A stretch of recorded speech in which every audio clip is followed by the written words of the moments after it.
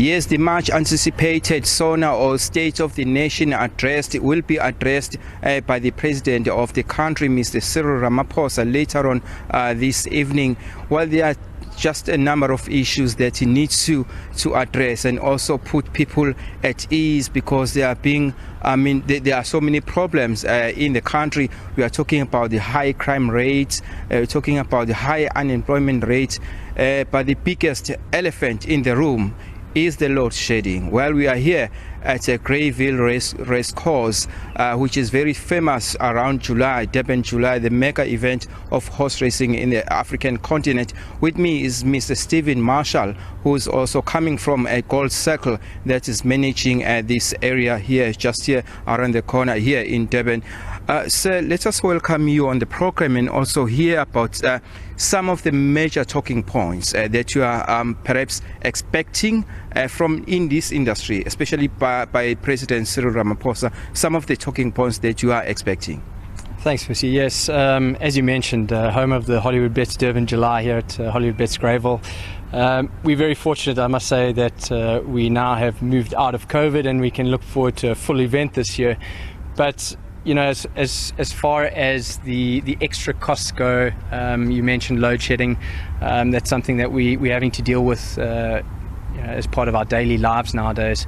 Here at Hollywood Bets Greyville and our race course in Pietermaritzburg, Hollywood Bets Scottsville, we have to run the show because all of our revenues that we generate are reliant on us putting on the show. And then to put on the show, we've got no choice but to use electricity. So even when we're load shedding, we've got massive generators in place.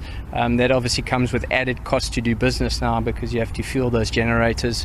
You have to maintain them in order to put on that show, because we've got to put the big LED screens on. We've got commentary. We've got the horses that need to run and jump out of electronic gates. And then we need to broadcast that picture locally and internationally in order to earn revenue. So the cost of doing business for us just to put on the show has escalated alarmingly. We do understand that the smaller sorts or the betting agencies are also failing to keep afloat. Will you say that, or what sorts of impact does this have on the industry as a whole? Yeah, of course.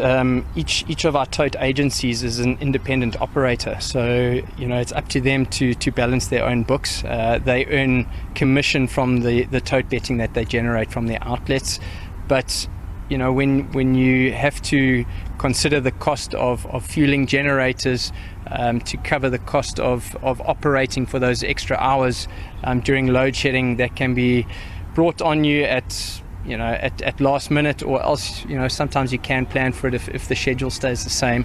They are definitely put under pressure. Some of them don't have the extra revenue to install generators to keep their entire business going. Therefore they lose customers, because if it goes out between 2 and 4 in the afternoon, those customers don't return again at 4 o'clock.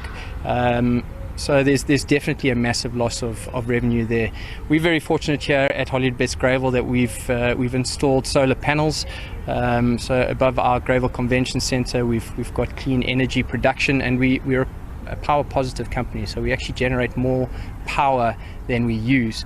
But that doesn't even help us during load shedding, because we are connected to the grid. So even in load shedding, our power disappears. We go offline.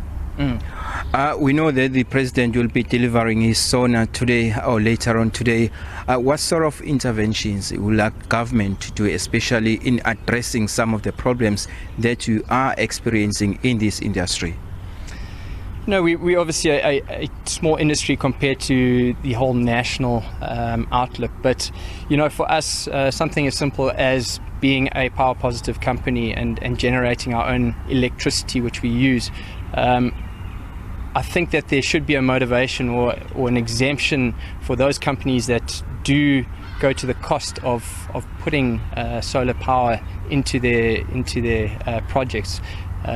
If they are power positive, they should be exempt from load shedding, because they're producing more than they're using. Therefore, it goes on to say that Eskom would be better off not turning them off, because they're going to be generating power. I think too, the faster that government can get to a point of creating a payback method for those companies and individuals who are supplying energy back into the grid, the better for everyone, because it becomes a more viable option for more companies and more individuals to go off the grid and to start producing power that puts it back into the grid, which then lessens the load on Eskom. Given the problems that you are lamenting now as a result of load shedding, were you perhaps in some instances being forced to shed off some jobs? Because we know that your industry employs about 10,000 people. Yeah, altogether it does. For us, the added cost of doing business with the generators and fueling them and that sort of thing, the decreased revenues, the overall effects that it has on the tote branches and other aspects of our business. It's not a good model to have where your costs are rising and your revenues are decreasing. So we are looking at the moment at forecasting quite a substantial loss for this trading year, and that will have severe consequences. If we cannot make up that money that we are losing in revenues and increased costs, then we will have to look at cost-cutting measures. We're an industry which, Gold Circle is a company which sustains the sport of horse racing in KwaZulu-Natal, and all the revenues that we do generate on the bottom line are plugged back into the industry. So if we can't balance those books, then we are going to look at cost-cutting initiatives, and unfortunately that's inevitable. Thank you. That's Mr. Stephen Marshall from Gold Circle saying that as a result of the load shedding, they may have to shed off some jobs because of the load shedding. This industry employs about, or directly also indirectly employs about 10,000 people